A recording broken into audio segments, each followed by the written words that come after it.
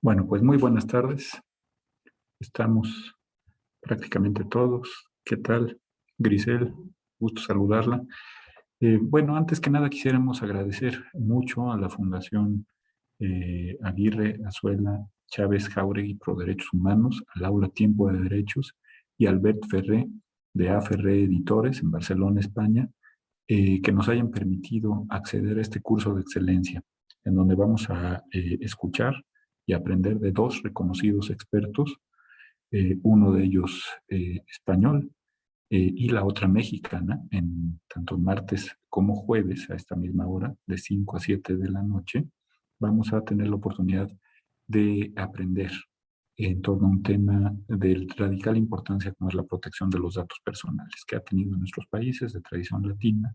una, un desarrollo desigual, un desarrollo preocupante en algunos aspectos y en otros muy esperanzador en cuanto a la protección de la privacidad. Así es que nos da mucho gusto que se haya conseguido esta oportunidad, tanto para quienes nos hicieron favor de suscribirse al curso como para la gente del Poder Judicial de la Federación. Agradecemos mucho a la Asociación de Magistrados de Circuito y de Jueces de Distrito también su apoyo para la difusión de este acto académico.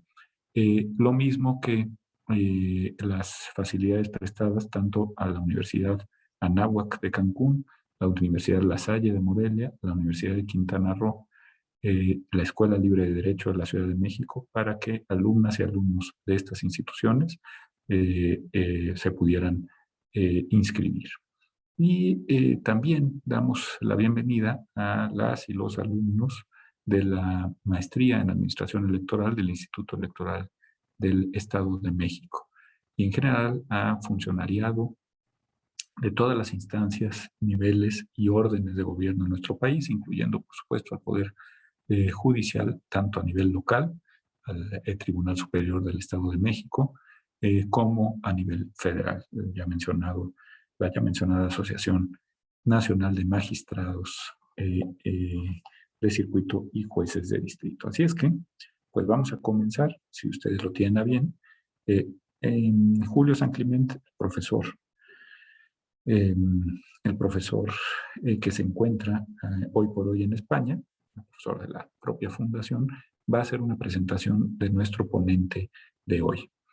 Eh, pero me gustaría decir algunas palabras previas a esta presentación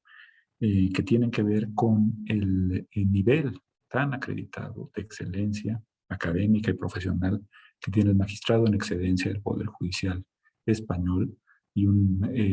acreditadísimo abogado muy exitoso en la materia de protección de datos personales tras la fundación de su despacho, un autor de referencia de muchas editoriales europeas en el tema de protección de datos y bueno, pues un conversador estupendo, como tendrán ustedes oportunidad de analizar. Me refiero, por supuesto, al doctor Javier Puyol. Eh, por el cambio de horario, él grabó su ponencia. No ocurrirá así con la ponencia de la directora del Departamento de Estudios Jurídicos, de la División de Estudios Jurídicos del CIDE de la Ciudad de México, la doctora Maqueo, que estará el próximo jueves con nosotros, y que además contestará las preguntas en una sesión previa, es decir, más bien unos minutos previos a que inicie su presentación, esto es a las 5 de la tarde del próximo jueves, va a contestar también las preguntas que tengan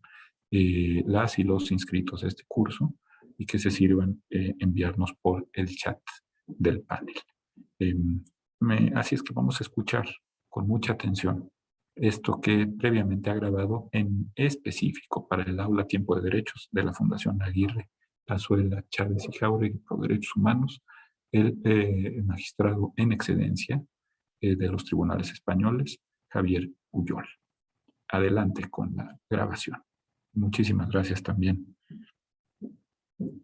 a todo el equipo de Tiempo de Derechos que ha hecho posible esto desde la ingeniería.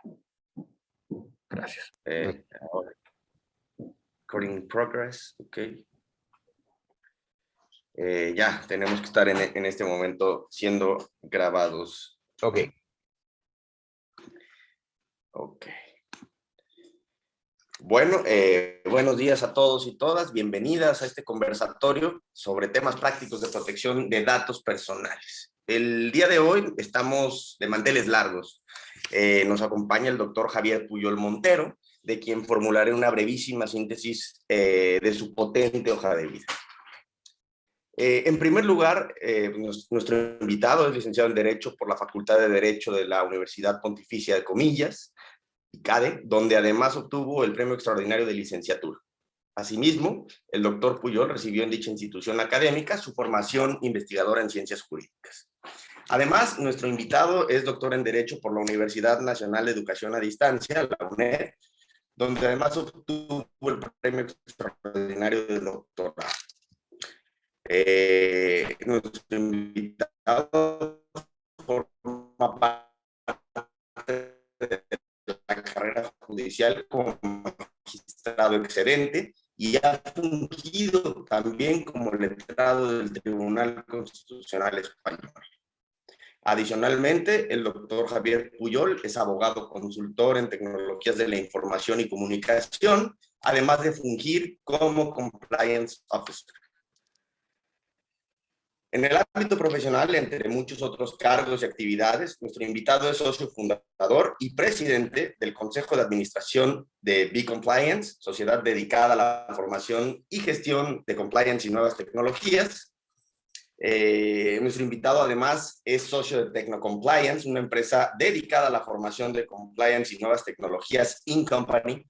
y es socio de Activa Legal Consultoría, dedicada a la consultoría sobre también nuevas tecnologías en el ámbito de las entidades locales. Asimismo, nuestro invitado es socio director de Puyol Abogados and Partners, despacho especializado en el ámbito mercantil, en litigio, en protección de datos personales y nuevas tecnologías y corporate compliance. Adicionalmente, el doctor Puyol es socio of counsel de Lex Informática en México y también socio of counsel de LEMAT, abogados y consultores en Granada, en España. Como docente, nuestro invitado es profesor y colaborador en el ámbito de nuevas tecnologías en diversas universidades, tales como la Universidad de Harvard en Massachusetts, Berkeley en California, la Universidad de Salamanca en Castilla y León, la Universidad de Barcelona en Cataluña, la Autónoma de Madrid, por supuesto en la Comunidad de Madrid, junto con la Carlos III, la Rey Juan Carlos y la propia Universidad de Madrid, la Complutense. Asimismo, en el Instituto de Empresa, el reconocido IE, entre muchas otras más.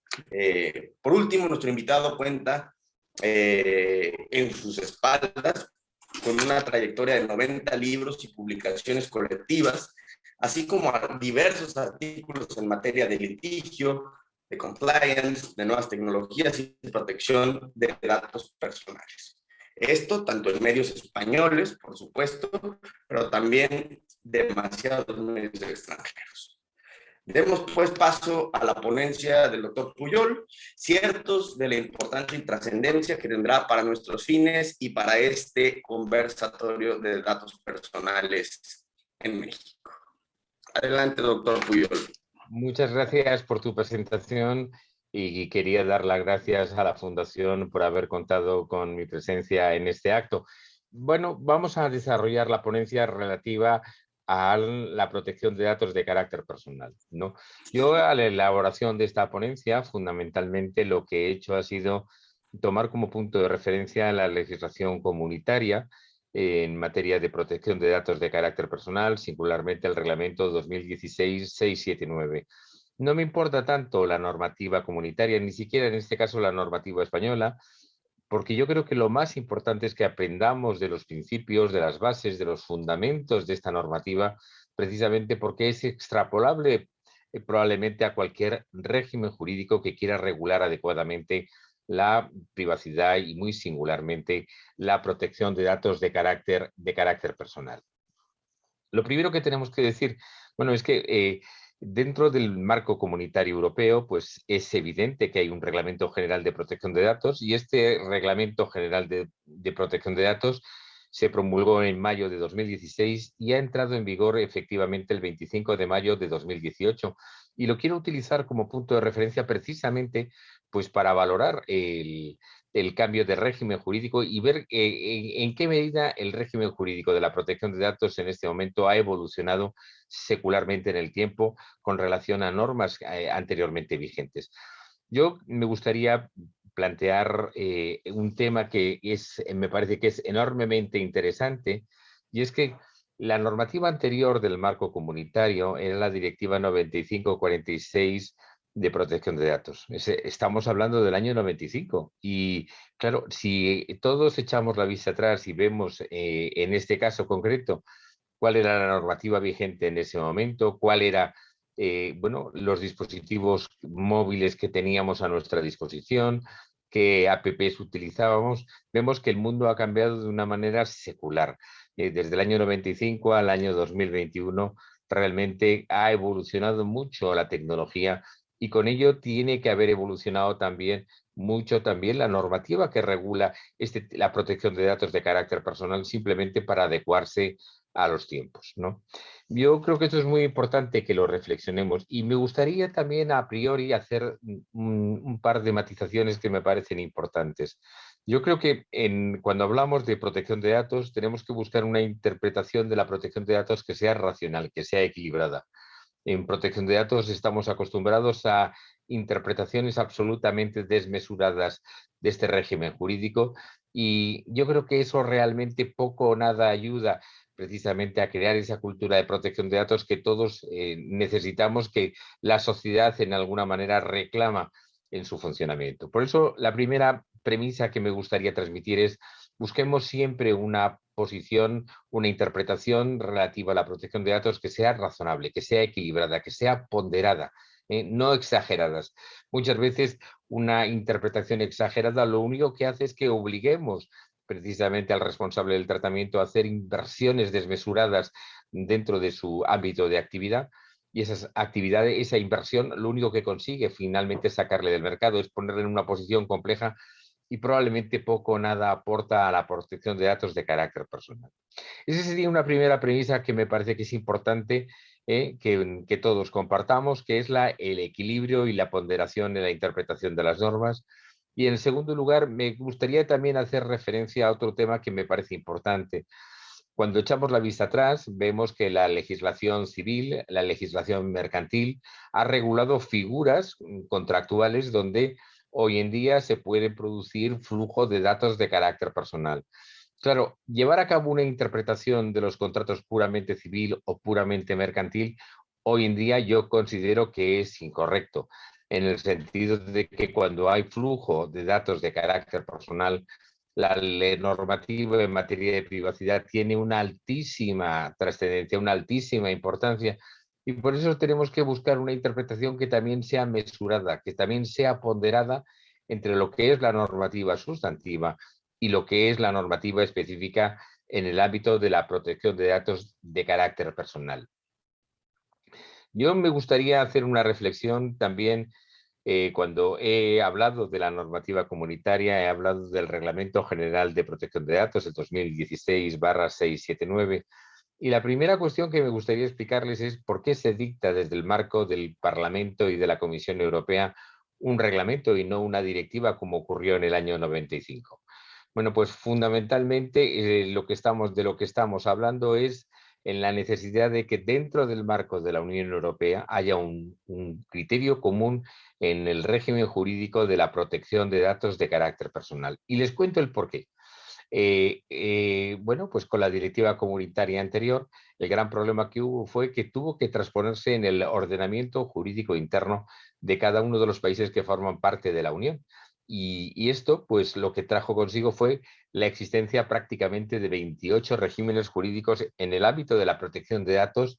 con lo cual realmente veíamos que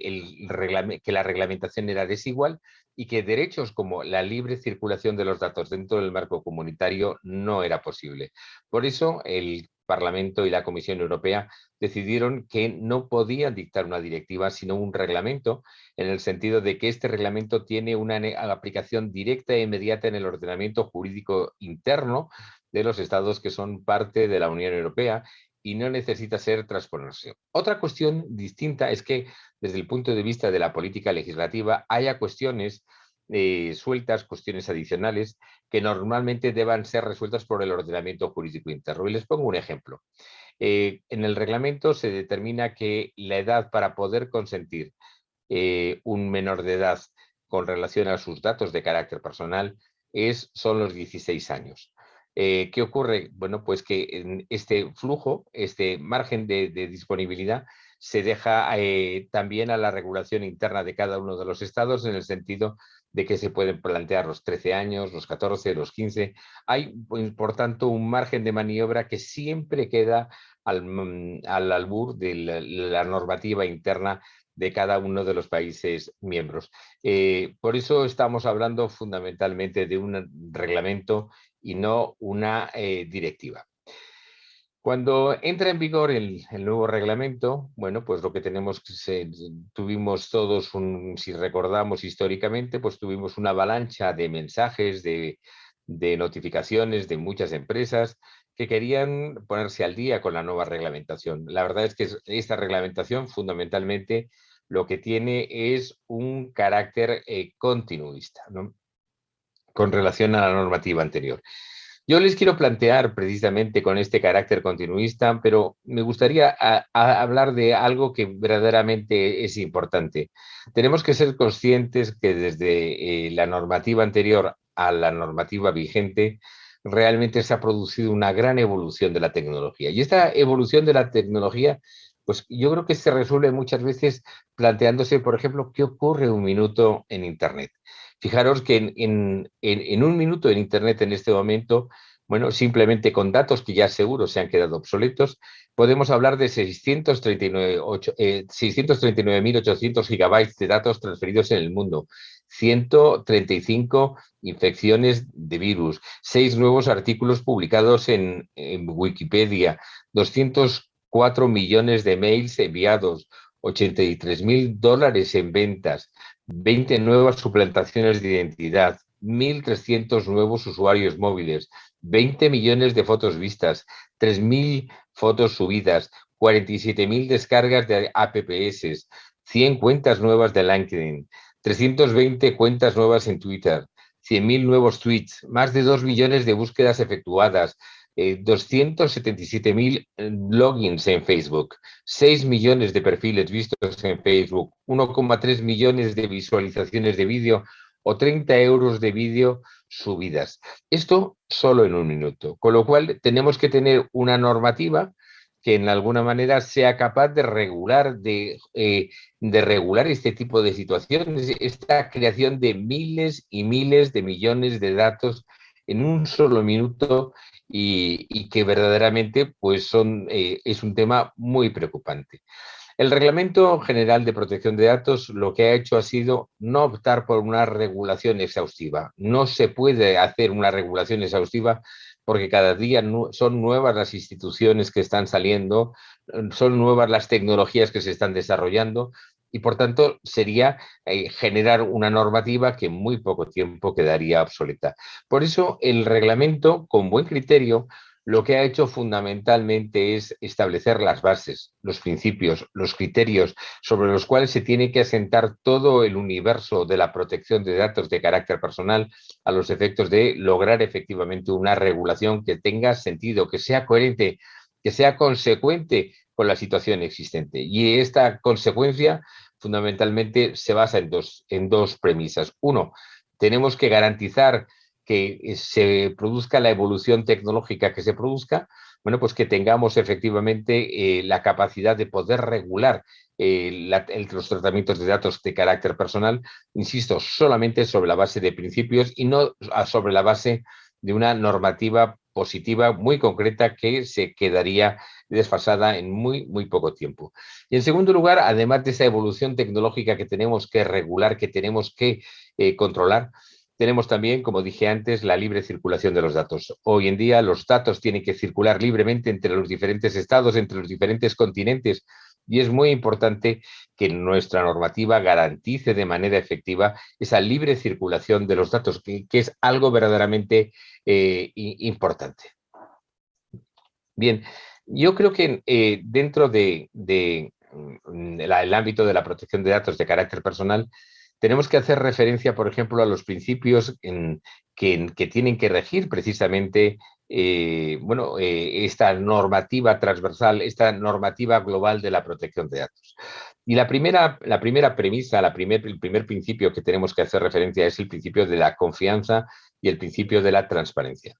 Yo recuerdo que, muchas veces se ha suscitado en el seno de asesorías jurídicas si debe prevalecer la protección de datos o si debe prevalecer el ámbito del marketing en un contrato. Y esto se traduce en lo siguiente. Cuando se prevalece el marketing, las cláusulas de protección de datos tienen que ser breves, tienen que ser escuetas, tienen que ser, tener el menor peso específico posible, porque lo que se interesa es que el cliente firme con cierta rapidez y que no se plantee el alcance, el contenido o el significado de estas estipulaciones. Esto ha pasado a la historia y en este momento lo que se pide fundamentalmente en cualquier contrato donde hay cláusulas de protección de datos, donde hay flujo de datos de carácter personal, es que garanticemos la confianza y garanticemos la transparencia en la información a proporcionar al titular de los datos cuando vamos a llevar a cabo el tratamiento. ¿Y esto qué significa? Significa que nosotros tenemos que explicarle al titular de los datos, al interesado, cualquier vicisitud acerca de sus datos de carácter personal que estamos intentando recolectar, que estamos intentando recabar de él. Y esto implica que el titular de los datos siempre tenga el control, siempre tenga la disposición, siempre sepa quién va a tratar sus datos y sepa, además, para qué los va a tratar. Yo creo que es importante valorar qué tipo de datos va a tratar el responsable del tratamiento, a qué tipo de interesados va a afectar, si va a haber una transferencia internacional de datos, con qué finalidades lo va a llevar a cabo, si se van a producir cesiones de datos a terceros, qué tiempo va a tardar precisamente en mantener esos datos de carácter personal que ha recolectado, cómo puedo llevar a cabo el ejercicio de los derechos y cualquier otra información adicional. Esto se llama confianza, se llama transparencia. Significa que todo lo que pretende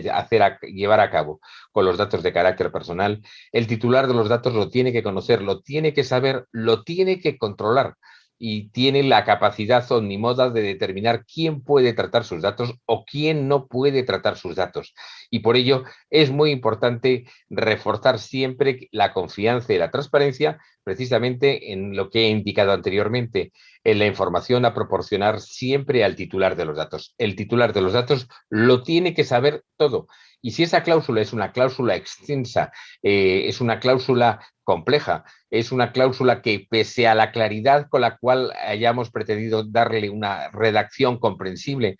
pues tiene que contener todos los elementos que tiene que conocer el titular de los datos. Y esto nace también a consecuencia de que cuando hablamos de protección de datos personales, estamos hablando de un derecho de la personalidad. Y no hay que olvidar que el titular de los datos lo que cede es una porción de su personalidad, de sus derechos de personalidad, en favor del responsable del tratamiento. El responsable del tratamiento tiene la confianza del titular de los datos, recibe esos datos y no puede defraudar esa confianza, porque precisamente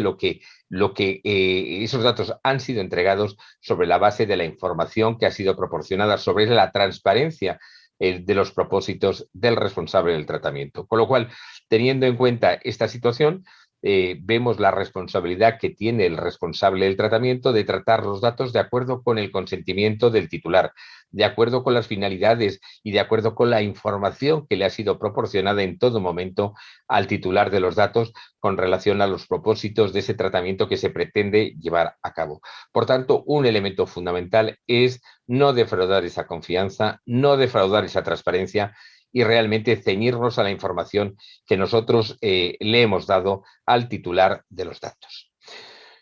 Un tema también que creo que a priori tenemos que poner encima de la mesa porque es sumamente importante es la vinculación entre compliance, entre cumplimiento normativo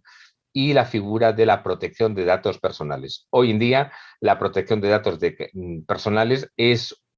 un elemento más del ámbito del compliance. No hay que olvidar que dentro del estatuto, por ejemplo, de las personas jurídicas, el estatuto penal de las personas jurídicas, un elemento, un componente esencial es, sin duda, la revelación de secretos vinculada, en este caso, a los tratamientos de datos de carácter personal. Con lo cual, busquemos sinergias entre compliance, busquemos sinergias entre el compliance y la protección de datos, porque eso verdaderamente va a redundar siempre en beneficio del responsable del tratamiento. No vamos a utilizar unos principios diferentes, vamos a buscar una comunión de esos principios entre el mundo compliance y el mundo de la privacidad. Y por eso es importante que desde el primer momento, cuando iniciemos un tratamiento de datos de carácter personal, busquemos esa doble dualidad, es decir, no busquemos principios diferentes, no busquemos elementos contradictorios, busquemos las sinergias que nos están proporcionando estos dos mundos. Por ello, es importante traer a colación la necesidad de la involucración del responsable del tratamiento. Y es importante, si se trata de una empresa, si se trata de una persona jurídica, que la dirección y la administración de la misma esté en consonancia con estos principios de compliance y con estos principios de protección de datos de carácter personal, fundamentalmente para buscar una identidad entre ambos. Y por ello tenemos que hablar de esa involucración de la alta dirección y de la administración, pero también tenemos que hablar de la necesidad de dotar de recursos económicos, materiales y humanos a la protección de datos en el seno de cualquier organización, en el seno de cualquier responsable del tratamiento, a los efectos de que la protección de datos verdaderamente tenga un sentido absolutamente correcto y absolutamente eficaz y eficiente. Otro principio también al que me gustaría hacer una cierta referencia, porque creo que es muy importante, es el empoderamiento del ciudadano. Antes lo comentábamos con el tema de la confianza y la transparencia, ahora trasladémoslo directamente al ámbito del ciudadano. El ciudadano está empoderado con relación a sus datos de carácter personal y, por tanto, tiene un poder de disposición en todo caso, desde el primer momento hasta el final. Y, por tanto, ese empoderamiento, ese poder de disposición, sin lugar a dudas, tenemos que estar defendiéndolo siempre. El ciudadano es soberano con relación a sus datos de carácter personal y, por tanto, tiene derecho a tener el control en todo momento de cómo se están utilizando sus datos de carácter personal. Otro principio que también yo creo que tiene una cierta trascendencia, una cierta importancia, es el principio de autoorganización. Estamos hablando de libertad para la implementación de medidas técnicas y organizativas, pero estamos hablando de un modelo de la protección de datos que se basa precisamente en esta autoorganización. ¿Y esto qué significa? Significa que de un régimen jurídico ya derogado, donde se establecía la construcción de la protección de datos, la casa de la protección de datos, bueno, desde los cimientos hasta el tejado, ahora se ha pasado simplemente a un sistema de autoorganización donde se le da la oportunidad al responsable del tratamiento de poder determinar en cada momento, en cada lugar, cómo quiere tratar los datos de carácter personal. Pero para ello no se le da la construcción de todo el edificio, sino única y exclusivamente se le dan principios, se le dan bases, se le dan normas muy elementales sobre las cuales el responsable del tratamiento tiene que llevar a cabo esa construcción del edificio. En alguna manera se le dan los cimientos, pero el resto del edificio lo tiene que construir sobre la base de la autoorganización el responsable del tratamiento. Este responsable, pues evidentemente tiene que sentar aquellas medidas técnicas que en cada momento considere que son las más oportunas para garantizar que el tratamiento de materia de protección de datos se haga de forma adecuada, pero también tiene que establecer esas medidas organizativas. Es su responsabilidad, es su competencia, evidentemente, pero es su responsabilidad y, por tanto, él tiene que responder de cualquier irregularidad que se produzca en este sentido de autoorganización de la protección de datos de carácter personal. Y, por tanto, tenemos que establecer que, como tiene una mayor libertad a la hora de configurar cómo quiere llevar a cabo cualquier tipo de tratamiento, pues evidentemente ello lleva consigo pues una mayor responsabilidad del responsable del tratamiento. Y esto es un elemento que tenemos que tener enormemente presente, tenemos que tener al alcance de la mano de forma primaria. ¿Por qué? Porque evidentemente hay unas enormes sanciones en este momento en el ámbito de la protección de datos de carácter personal. Y pongo el ejemplo. En este momento estamos hablando de sanciones que alcanzan los 20 billones o el 4% de la facturación global mundial del año inmediatamente anterior. Claro, ¿qué ocurre? Que con 20 millones de euros, evidentemente, yo creo que ya no compensa defraudar el régimen de la privacidad, porque tenemos que tener rentabilidades que efectivamente superen esos 20 millones o el 4%, y entre estas dos cantidades, aquella cantidad que sea mayor es el objeto de la multa. Con lo cual, es importante desde el primer momento tomarse en serio el régimen jurídico de la privacidad, de la protección de datos y cumplirlo, porque ya no es rentable, por tanto, defraudar estos principios. Creo también que es importante hablar de privacidad y de responsabilidad social corporativa y de privacidad. Cuando hablamos de privacidad, evidentemente la estamos proyectando sobre responsabilidad social corporativa y empresarial. Y esto es importante tenerlo en cuenta en cuanto que los principios que presiden la responsabilidad social están absolutamente vinculados con el ámbito de la protección de datos de carácter personal. No son mundos distintos y por eso tenemos que conectar en la eficacia de ambos principios, porque si no, evidentemente, podemos tener problemas desde el punto de vista del funcionamiento operativo, de las capacidades éticas de cada responsable del tratamiento, cuando la responsabilidad social no está vinculada a la privacidad. Me gustaría también hacer referencia a otro elemento que me parece trascendente dentro del funcionamiento de la protección de datos de carácter personal. Cuando hablamos de protección de datos, muchas veces, tal como he puesto yo anteriormente, bueno, pues nos quedamos con el concepto de sanción, nos quedamos con el concepto de normativa de carácter represivo. Y esta normativa de carácter represivo, pues evidentemente yo creo que no aporta demasiado al régimen jurídico de la protección de datos de carácter personal. ¿Por qué? Porque la protección de datos es un elemento dinamizador de la actividad de las empresas, es un elemento dinámico dentro del responsable del tratamiento, pero sobre todo es un elemento generador de riqueza. Y tenemos que configurar la protección de datos de carácter personal siempre como un elemento generador de riqueza, porque lo es. El planteamiento es, a través de la protección de datos, tenemos que hacer que nuestras empresas, que nuestros responsables del tratamiento dinamicen su actividad, crezcan en la generación de valor y que, por tanto, consigamos una mayor riqueza a través de los datos de carácter personal. Se dice que los datos de carácter personal son el petróleo del siglo XXI y es cierto, y tenemos que hacer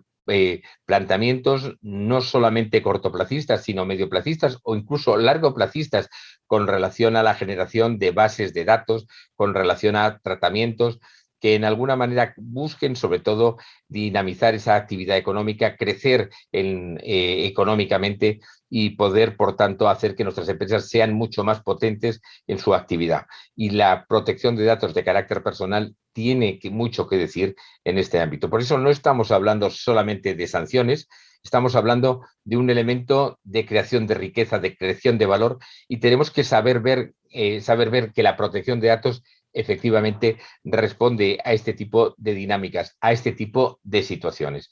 Quedarnos simplemente con un aspecto negativo es no saber valorar adecuadamente la protección de datos y tener una visión muy pequeña, muy retrospectiva de lo que ha sido. En este momento, insisto, es un elemento muy importante en la generación de valor, de riqueza, de crecimiento de la actividad económica de nuestras empresas, de nuestros responsables de tratamiento.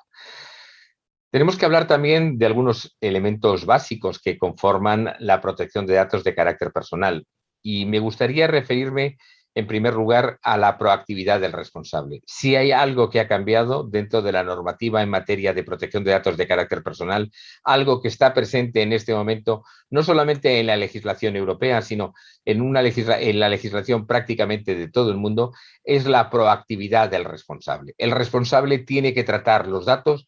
fundamentalmente pensando en que tiene que proteger los derechos y las libertades de los titulares de los datos que le están proporcionando la información necesaria para llevar a cabo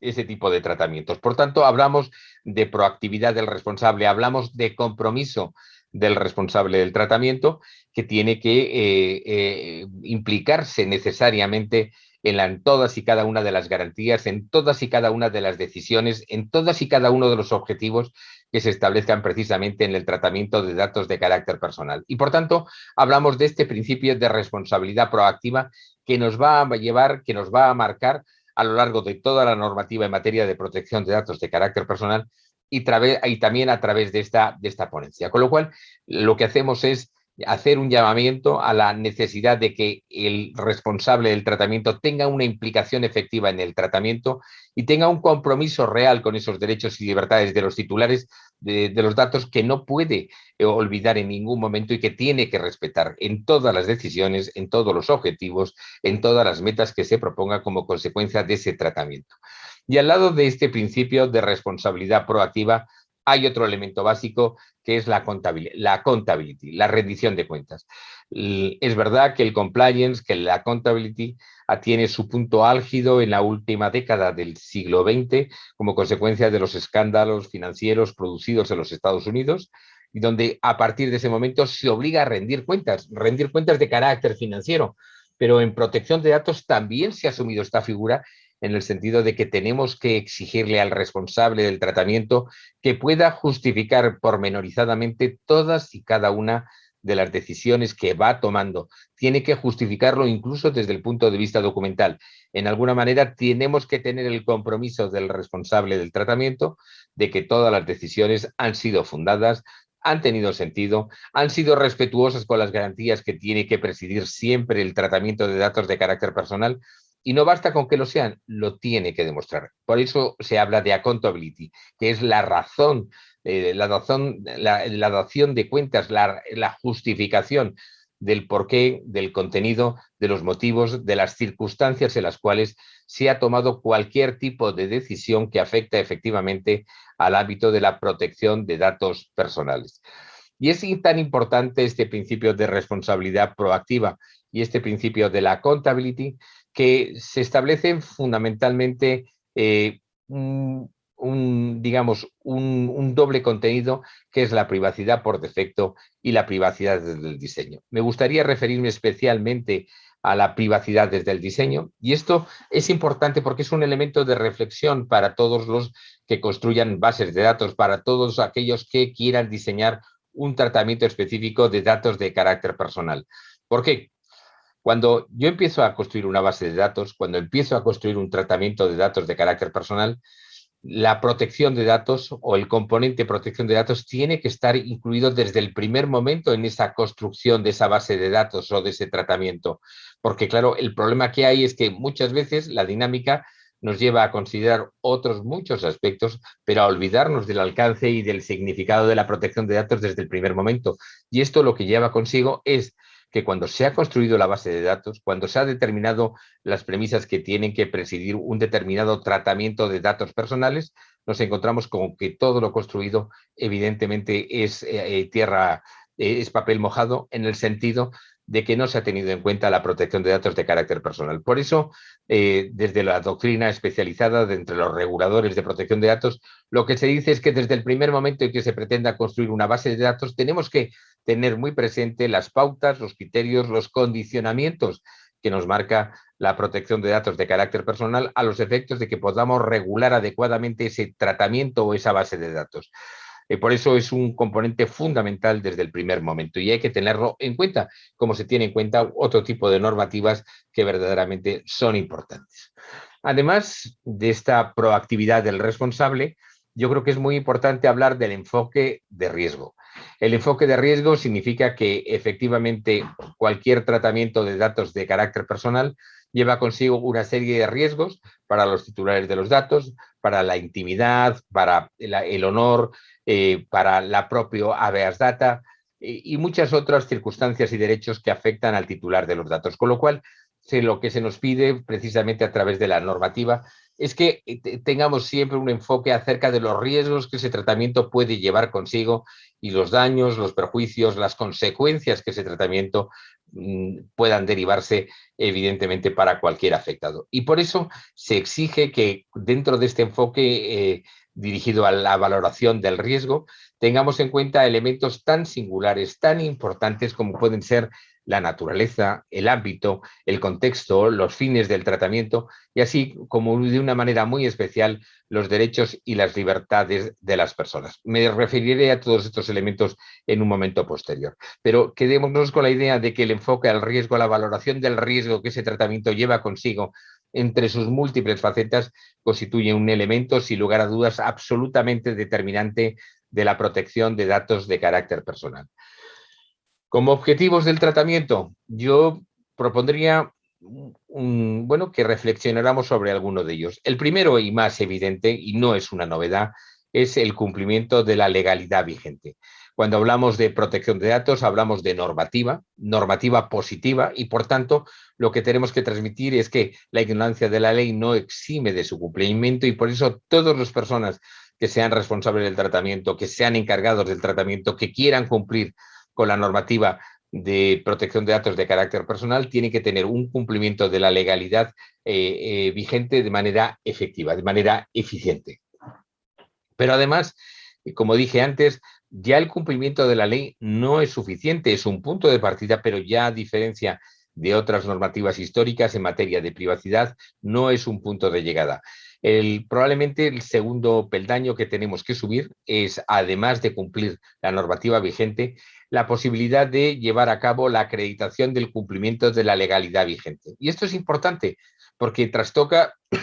perdón, que trastoca mucho el funcionamiento de la protección de datos de carácter personal. Ya no basta con cumplir, yo tengo que acreditar que estoy cumpliendo. Y eso me obliga, por ejemplo, a la creación de un repositorio de documentos, a un repositorio de decisiones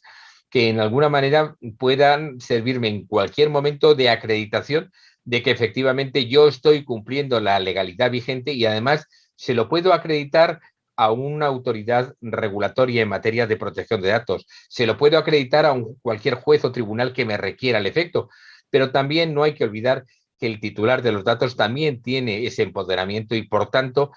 al titular de los datos también le tengo que acreditar que las decisiones que yo he tomado son las correctas y puedo justificarlo incluso desde el punto de vista documental.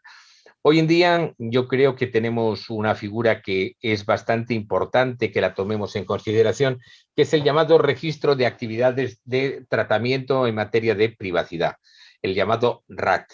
El RAT sirve precisamente para que yo pueda acreditar quién es el responsable del tratamiento, qué fines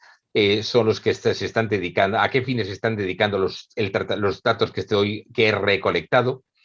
la tipología de datos que voy a utilizar, la tipología de destinatarios que se van a ver afectados como consecuencia de ese tratamiento, la posibilidad de que exista cesión a otros titulares o a otras organizaciones internacionales de los datos que están siendo objeto de tratamiento, si va a haber o no va a haber.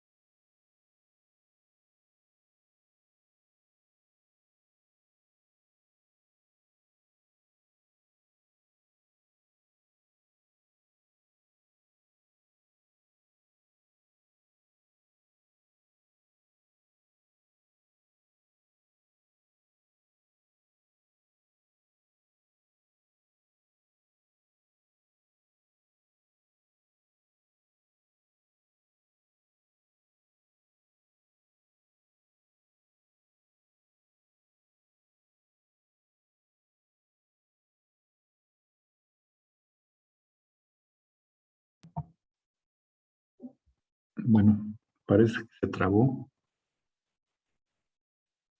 Sí, ¿Escuchan ustedes? sí. No me gustó. A ver, ahora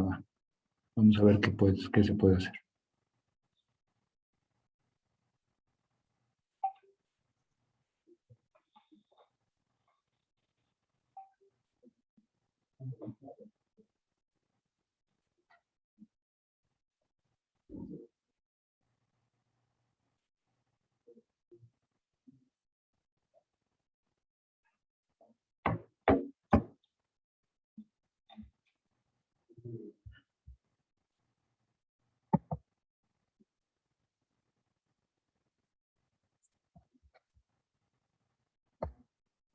Ingeniero Barba.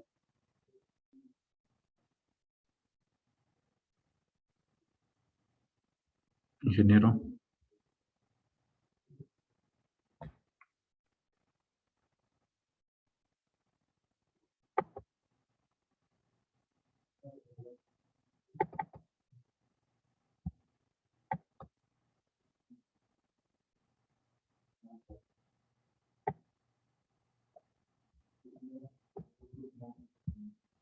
Pasadas, que son aisladas, que no tienen, insisto, una conexión lógica con una gran política de protección de datos, pero que constituye... Hola, ¿han escuchado ustedes?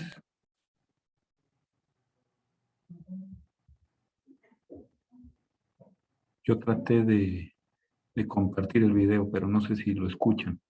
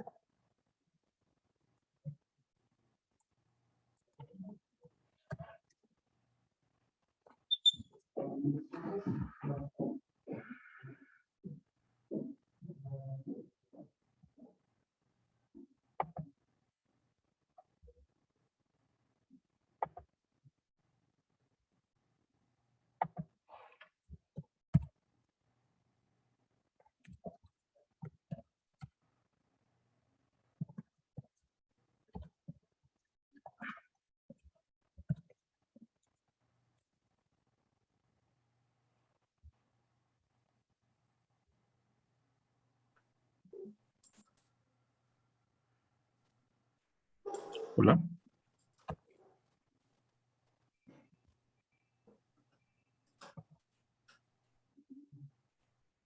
Bien, pues desgraciadamente no parece haber contacto con la... Yo estoy... Ahí está. El RAT sirve precisamente para que yo pueda acreditar quién es el responsable del tratamiento, qué fines son los que se están dedicando, a qué fines se están dedicando los datos que he recolectado, la tipología de datos que voy a utilizar, la tipología de destinatarios que se van a ver afectados como consecuencia de ese tratamiento, la posibilidad de que exista cesión a otros titulares o a otras organizaciones internacionales de los datos que están siendo objeto de tratamiento, si va a haber o no va a haber transferencias internacionales como consecuencia de ellos, cuánto va a ser el tiempo que yo voy a conservar los datos de carácter personal, cuáles son los datos, por ejemplo, de mi delegado de protección de datos, que es una figura nueva que se crea dentro del Reglamento General de Protección de Datos como el gestor de la protección de datos dentro del ámbito de cualquier encargado de tratamiento, de cualquier responsable de tratamiento, pero fundamentalmente de cualquier empresa,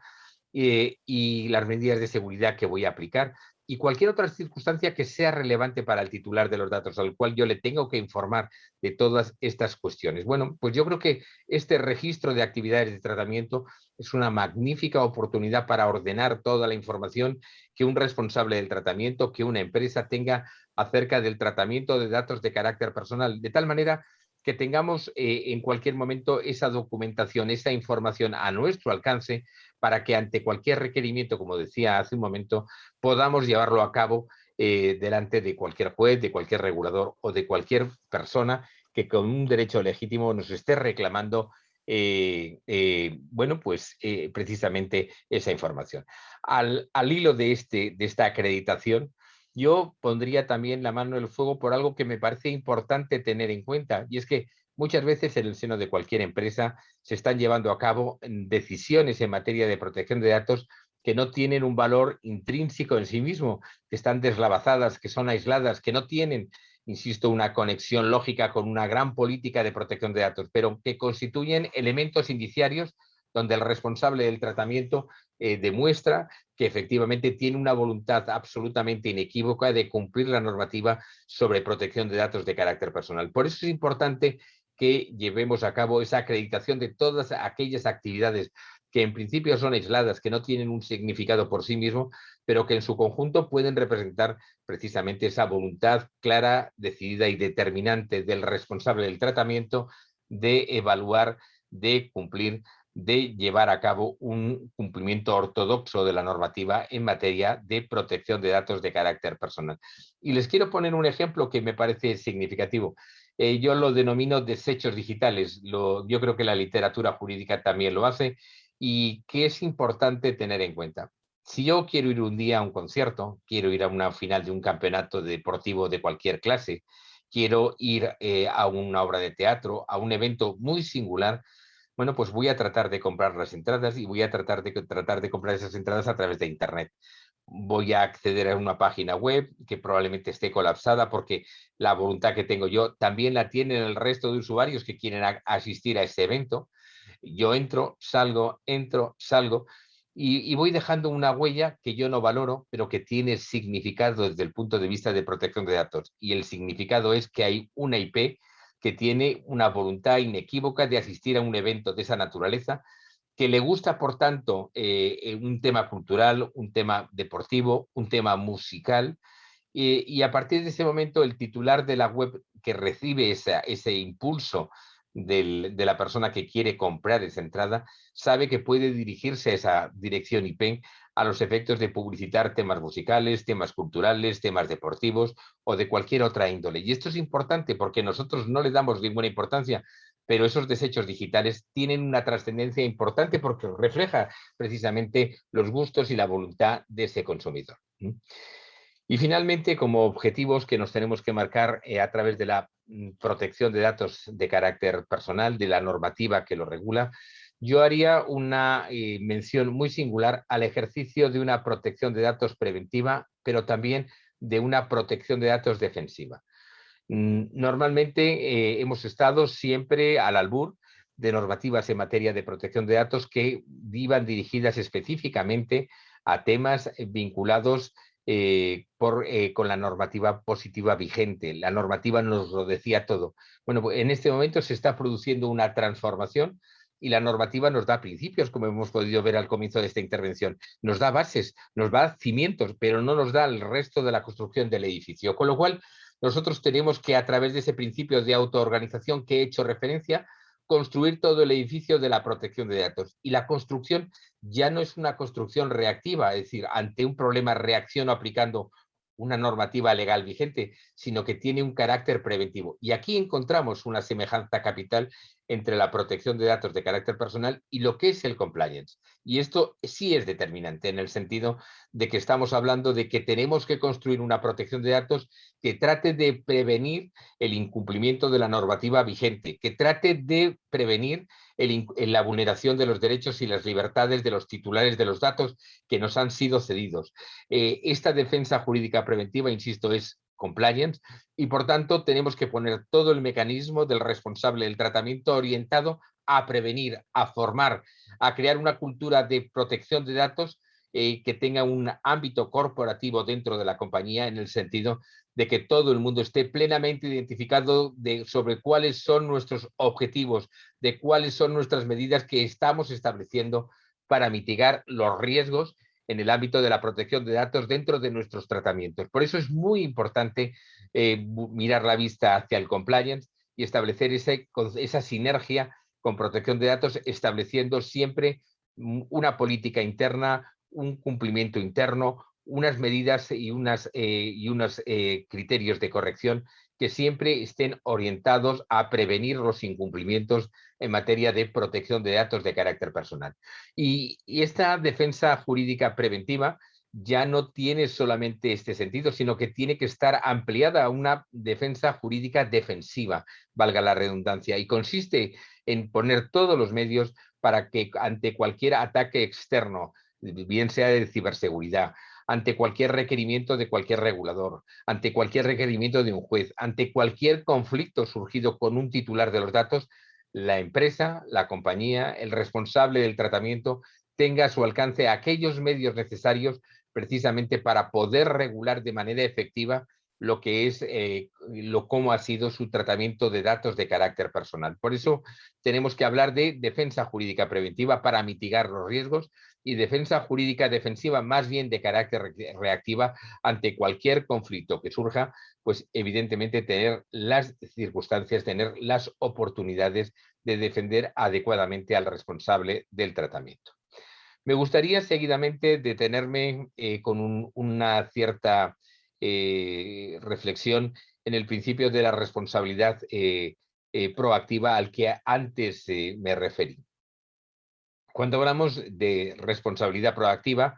se describe como la necesidad de que el responsable del tratamiento, bueno, pues precisamente en esa función activa de mitigación del riesgo, de prevención de la comisión de cualquier tipo de irregularidad, adopte unas medidas técnicas, adopte unas medidas organizativas que sean adecuadas, que sean apropiadas, a fin de garantizar y además de poder demostrar que el tratamiento que está llevando a cabo es siempre conforme a la normativa existente en materia de protección de datos de carácter personal. Y esto, en términos prácticos, por ejemplo, este principio lo que va a requerir fundamentalmente es que las organizaciones sean conscientes de que tienen que analizar, que tienen que profundizar sobre los conceptos de qué datos tratan, para qué finalidades lo hacen y qué tipo de operaciones de tratamiento llevan a cabo. Cuando hablamos de qué datos tratan, pues evidentemente estamos hablando del principio de minimización de los datos.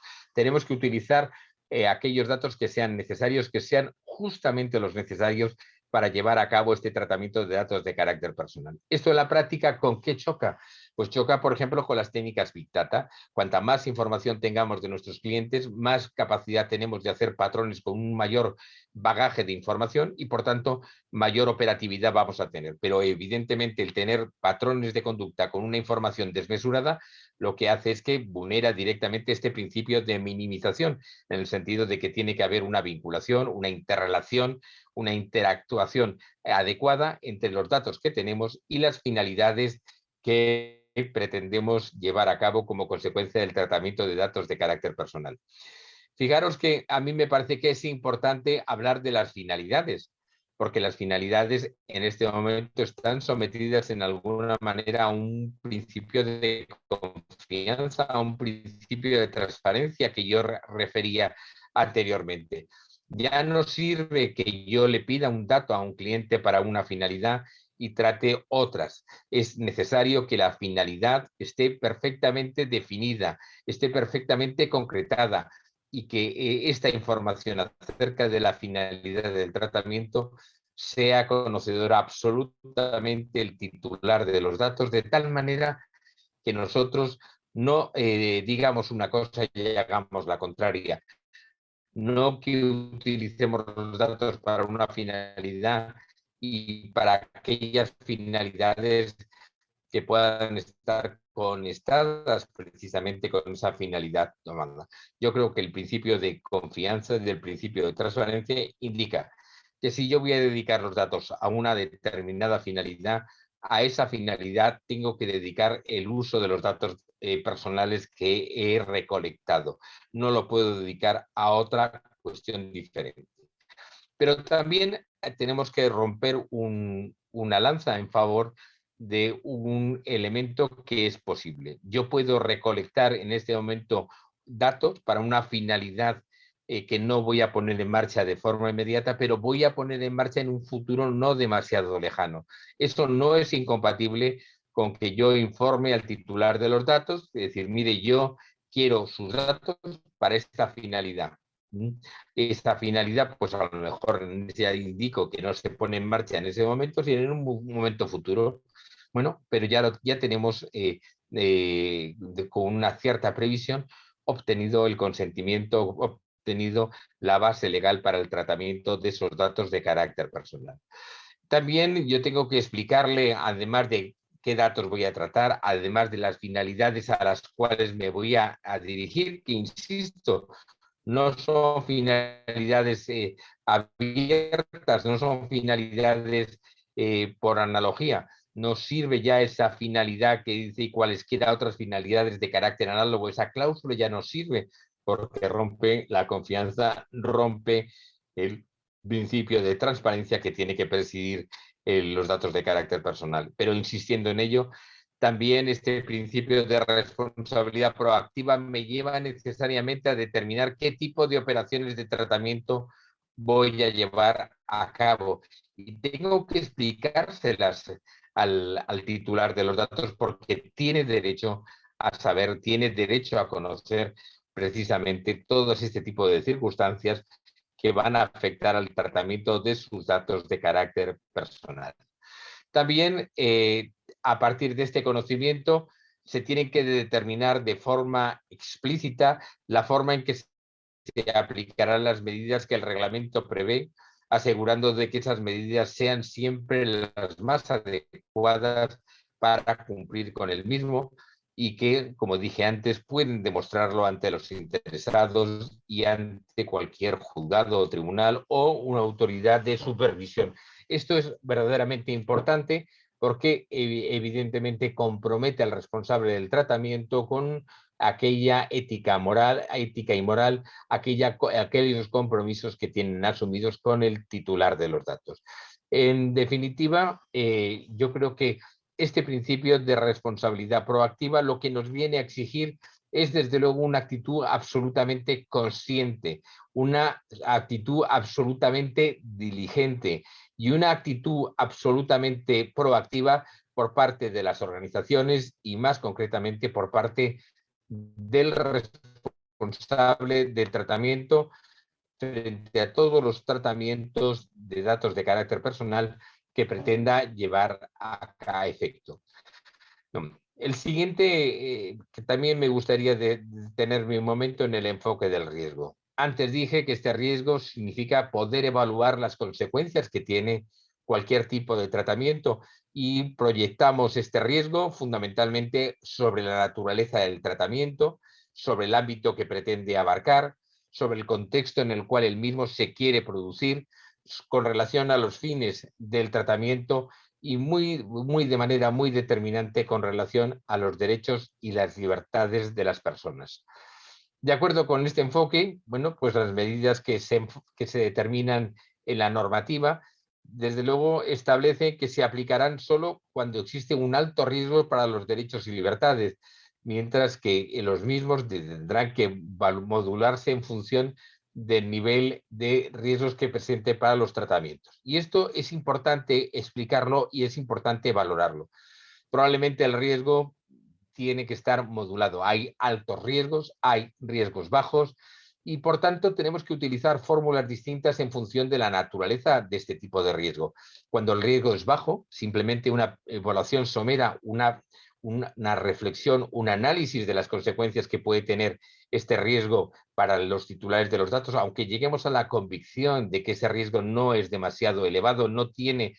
a priori repercusiones muy negativas con relación a los titulares de los datos, bastará un pequeño informe, bastará una pequeña reflexión con relación a los mismos. El problema lo tenemos cuando utilizamos métodos agresivos en el tratamiento de datos de carácter personal. Pensemos, por ejemplo, en datos biométricos. Cuando llevamos a cabo bueno, pues un tratamiento de múltiples personas a gran escala, con lo cual vemos que hay otras valoraciones, otros componentes, cuando utilizamos datos de alta sensibilidad. Todo ello, evidentemente, lo que conlleva es que tengamos que llevar a cabo una evaluación del riesgo producido por estos tratamientos de protección de datos de carácter personal y tengamos que someter esa evaluación de riesgos a procedimientos, a protocolos más complejos, precisamente para determinar todas sus consecuencias, incluso la consecuencia mayor, que es la posibilidad de no llevar a cabo ese tratamiento, puesto que estamos ejerciendo una facultad que es ampliamente intrusiva en los derechos fundamentales de los titulares de los datos, y que por tanto el interés legítimo que tienen estos titulares de los datos les protege frente a las pretensiones del responsable del tratamiento. Y esto hay que evaluarlo, ¿no? Yo creo que es muy importante que seamos, por tanto, también capaces de evaluar ese conjunto de elementos que confluyen en el riesgo de los tratamientos de datos de carácter personal y poder determinar, pues, si ese riesgo presenta características muy elevadas con relación a los titulares de los datos o si, por tanto, tienen poca incidencia, poca trascendencia. Un elemento también que me parece importante es cuando hablamos del riesgo, tenemos que tener en cuenta que la normativa, en la exigencia de la aplicación de normas técnicas, de normas organizativas en materia de tratamientos, pues se tiene que, por tanto, adaptar a las características que en cada momento tiene bueno, pues cada una de las organizaciones. En este sentido, lo que puede ser adecuado para una organización que maneja datos de millones, por ejemplo, de interesados en tratamientos complejos, que involucran información personal que es sensible, que es de alta sensibilidad, o volúmenes importantes de datos sobre cada afectado, desde luego puede no ser necesario para una pequeña empresa que lleva a cabo un volumen limitado de tratamientos de datos no sensibles. Por eso es muy importante que en cada caso nos adaptemos a las características del tratamiento, que nos adaptemos a las propias vicisitudes de la empresa, a los efectos de precisamente de establecer una regulación que tiene que ser garantista, pero que tiene que partir siempre de la observación de los principios, valores y criterios que establece la normativa sobre protección de datos personales. Me gustaría referirme también a otro elemento muy importante, que son las llamadas bases de legitimación para el tratamiento de datos personales. La nueva normativa, bueno, pues parte de un principio secular, un principio ya tradicional dentro del ámbito de la normativa en materia de protección de datos, es de que todo tratamiento de datos necesita apoyarse en una base que lo legitima, en una base legal, en un fundamento jurídico que lo apoye, que lo sustente. Y también se recogen, bueno, pues esta normativa nueva en el marco de la Unión Europea, pues establece precisamente cuáles son estas bases jurídicas de legitimación que permiten el tratamiento de datos de carácter personal. Y estamos hablando, desde luego, como primer elemento fundamental, el consentimiento. Cuando alguien consiente el tratamiento de datos de carácter personal, nos encontramos ante la primera base jurídica fundamental que permite el tratamiento de ese tipo de datos. Pero al lado del consentimiento nos encontramos con otras bases que son también singularmente importantes y cada una tiene su trascendencia. Por ejemplo, hablemos de la relación contractual. Cualquier contrato también sirve de base precisamente a que se contengan las condiciones y demás circunstancias en las cuales se tiene que llevar a cabo el tratamiento de datos. Y no solamente hablamos de elementos objetivos, sino de elementos subjetivos, de elementos circunstanciales, de elementos causales de cómo se tiene que llevar a cabo ese tratamiento de datos de carácter personal. Por eso es muy importante que en la relación contractual también se expliciten todos los elementos que tienen que afectar a ese tratamiento de datos de carácter personal. Y el contrato se convierte, por tanto, en la segunda base de legitimación de dichos tratamientos de datos. Estamos hablando también de un tercer elemento, otra tercera base de legitimación, que son los intereses vitales del interesado, pero también de terceras personas. Pensemos, por ejemplo, en un accidente de tráfico donde el titular de los datos está inconsciente como consecuencia de ese percance. En ese caso concreto, no puede prestar un consentimiento, no puede suscribir un contrato, pero necesita tratamiento médico urgente, precisamente porque su vida corre peligro. En tal caso, el médico, el facultativo que está asistiéndole, tiene una base de legitimación para acceder a su hoja de historia clínica, sus datos personales con relación a la salud, porque precisamente lo que está en juego es el interés vital del interesado, pero también, por ejemplo, de cualquier otra persona. Con lo cual, vemos que el consentimiento, la relación contractual, los intereses vitales del interesado y de otras personas constituyen, sin lugar a dudas, bases legales que legitiman, que hacen lícito el tratamiento de datos de carácter personal. Pero también tenemos que hablar de otra serie de bases de legitimación que son sumamente importantes, que son sumamente trascendentes. Por ejemplo, la obligación legal para el responsable. En este momento nos encontramos con que hay tratamientos de datos de carácter personal contenidos en normativa que tiene que revestir necesariamente el carácter de ley, por el cual se atribuye a una administración la facultad de poder acceder a datos de carácter personal del titular de los datos. Pensemos, por ejemplo, en datos de carácter tributario, en datos relativos a la seguridad social, en tiempos de pandemia, pues datos de salud, etcétera. Hay un conjunto de datos muy importantes que están contenidos en normativa legal que permite precisamente a las administraciones públicas acceder a ellos precisamente para el cumplimiento de sus fines. Y por tanto, la existencia de esa obligación legal constituye también una base jurídica de legitimación absolutamente importante, absolutamente trascendente para el ejercicio de lícito de cualquier tratamiento. Sin embargo, tenemos que poner también en este tema un punto de vista negativo. Una norma que no te revista el carácter de ley no tiene legitimación para poder desvirtuar el habeas data de cada titular de los datos. Por tanto, a través de una norma que no revista el carácter de ley, en principio no se podría acceder de manera lícita a un tratamiento de datos para conocer la información relativa a cualquier titular de los datos. Por tanto, hablemos de legitimación, hablamos de licitud, pero hablemos siempre de normativa de rango legal. También nos podemos encontrar la existencia de un interés público o el ejercicio de poderes públicos como una base de legitimación que legitima, que hace lícito el tratamiento de datos. Por tanto, cualquier administración en el ejercicio de sus competencias tiene un interés público, ejerce poderes públicos habilitados también, insisto, en origen con una norma con rango de ley que permite, que posibilita ese tratamiento legal de los datos de carácter personal. Y he dejado a propósito al final una base de legitimación que me parece muy conflictiva y puede ser el último eslabón. Y es la base de legitimación que también legitima, que también hace lícito el tratamiento de datos de carácter personal cuando el mismo se base en los intereses legítimos prevalentes del responsable o de terceros a los cuales se comunican los datos. Yo muchas veces no voy a tener el consentimiento del cliente, no voy a tener firmado con él un contrato, el ejercicio de funciones públicas o la base legal para el responsable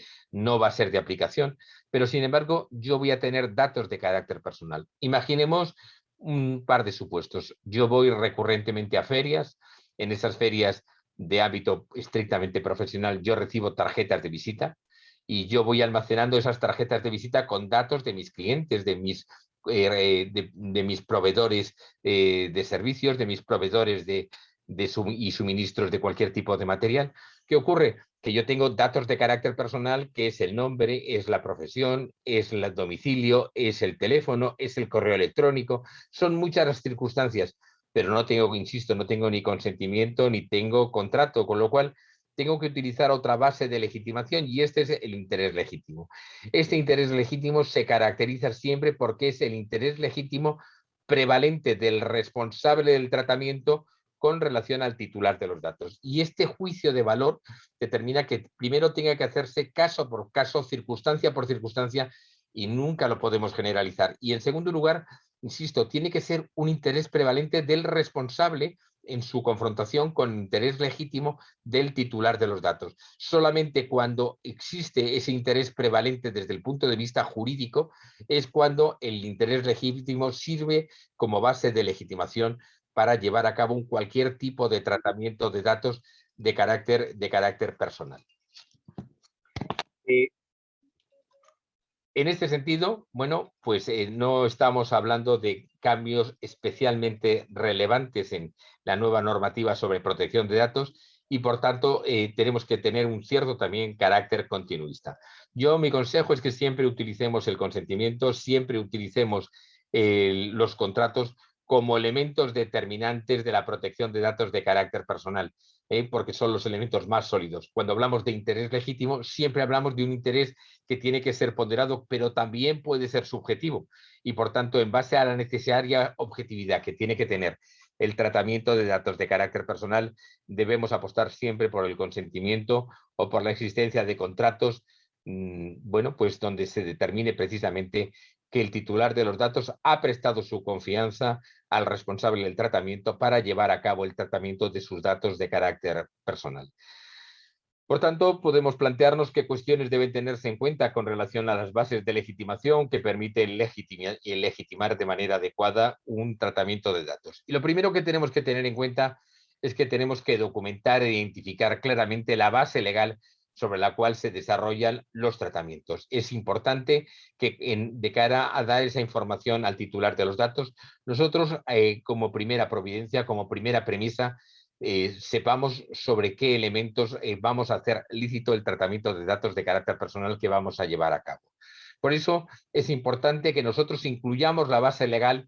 sobre la cual se desarrolla el tratamiento dentro del paquete de información que nosotros tenemos que proporcionar al titular de los datos, precisamente para que el titular de los datos sepa que nosotros nos estamos moviendo con un consentimiento, que nos estamos moviendo con un contrato, que nos estamos moviendo con un interés legítimo, ¿no? Por tanto, dentro de la determinación de esta base legal del tratamiento, desde luego lo que es muy importante es que si optamos finalmente por asentarnos sobre intereses legítimos del responsable del tratamiento prevalentes sobre el titular de los datos, los tenemos que especificar y además sobre todo los tenemos que documentar y justificar de manera adecuada. No hay que olvidar que estamos llevando a cabo un ejercicio de legitimación, de licitud del tratamiento y por tanto nosotros tenemos que darle traslado al responsable, al titular de los datos de todas las circunstancias en las cuales vamos a llevar a cabo ese tratamiento sobre la base de los intereses legítimos. Por ejemplo, yo creo que es muy importante que este principio de especificación y documentación del interés legítimo en aquellos supuestos donde exista, por ejemplo, evaluaciones de impacto sobre la protección de datos. Cuando somos conscientes de que existe un alto riesgo, pues probablemente una de las cuestiones fundamentales que tenemos que tener en cuenta es que esta evaluación de impacto se la tenemos que transmitir al titular para que el titular sepa que pese a que sus datos de carácter personal van a estar contenidos en un tratamiento donde pueden existir riesgos, esos riesgos están minimizados, están neutralizados como consecuencia de las medidas que el responsable del tratamiento ha impuesto en la realización de los mismos. O, por ejemplo, en determinadas transferencias de datos a nivel internacional. Bueno, pues esa información la tiene que conocer el titular de los datos precisamente para prestar su consentimiento al responsable. Bueno, pues en esta documentación de los intereses legítimos, elementos como la evaluación de impacto, como la realización de transferencias, bueno, pues cobran una especial trascendencia, una especial importancia que tienen que ser incorporados, ¿no?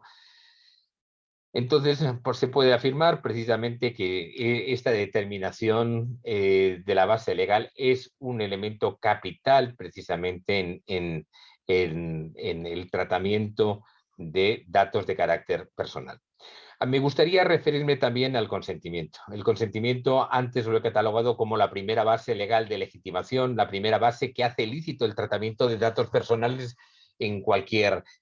tratamiento de los mismos. Y este consentimiento tiene que ser inequívoco. Cuando hablamos del carácter inequívoco del consentimiento, tenemos que hacer referencia a aquel consentimiento que se ha prestado mediante una manifestación del interesado o mediante una clara acción afirmativa. Y esto es importante tenerlo en cuenta. El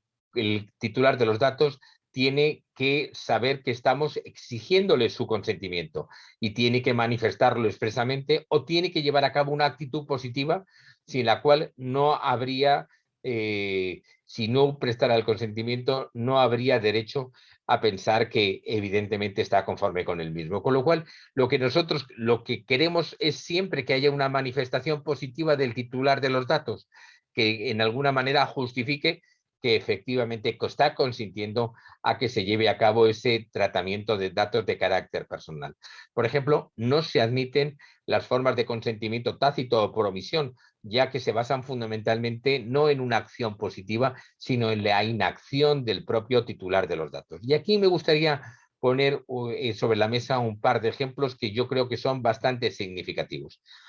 Antes hacía alusión a los problemas surgidos como consecuencia de la Directiva 95/46 y la necesidad de transponer esa normativa a nivel interno entre todos y cada uno de los países que forman parte de la Unión Europea. Bueno, en España hubo un caso singular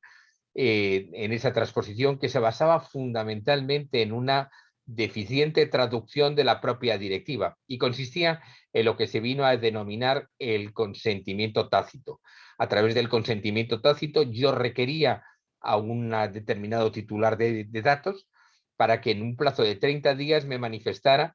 que si consentía o no consentía el tratamiento de datos que yo quería emprender, que yo quería llevar a cabo. Si en el plazo de 30 días no me contestaba y no había dentro del control de devoluciones de la comunicación una devolución del requerimiento que yo le había girado a ese titular de los datos, debe interpretarse que prestaba su consentimiento tácitamente. Esto, evidentemente, está en contradicción con la nueva normativa que exige que el consentimiento siempre sea afirmativo, sea positivo o que se demuestre a través de una acción positiva del propio titular de los datos. Ese sería un primer ejemplo que me gustaría que valoráramos en el sentido de que siempre tenemos que recabar el consentimiento de manera positiva o debe corresponderse con una acción positiva del titular de los datos. Y el segundo ejemplo que quiero exponer es el ejemplo de las cookies. Las cookies, evidentemente, en un primer momento yo podía guardar silencio con relación a las mismas, podía tener una actitud absolutamente pasiva con relación a las mismas y seguir navegando y, por tanto, se basaba simplemente en una omisión donde yo aceptaba las cookies que el titular de la página web había implementado para esa web en particular. Bueno, esto ha cambiado y en este momento, desde el Consejo Europeo de Protección de Datos, lo que se viene a denominar es que tiene que haber acciones positivas, acciones afirmativas con relación a las cookies. Y esto significa que las rechazo todas, que las acepto todas o que tengo incluso la oportunidad de llevar a cabo una preselección de aquellas cookies que quiero que me sean aceptadas en el tratamiento que hago, en la navegación que yo hago dentro de una determinada página web. Pero en todo caso, estamos hablando de acciones positivas, de acciones que evidentemente se corresponden con actuaciones concretas. Por tanto, estamos hablando de situaciones en las que el consentimiento tiene que ser inequívoco, pero hay incluso circunstancias concretas en las cuales este consentimiento, además de ser inequívoco, tiene que ser explícito. Y quiero poner algunos ejemplos de ello porque creo que puede ser, por ejemplo, bastante significativo. Estamos hablando, por ejemplo, del tratamiento de datos sensibles. Cuando se lleva a cabo bases de datos sensibles o cuando se llevan ese tipo de tratamientos, es evidente que no basta simplemente con un consentimiento inequívoco. La normativa lo que viene a exigir es que este consentimiento tiene que ser expresamente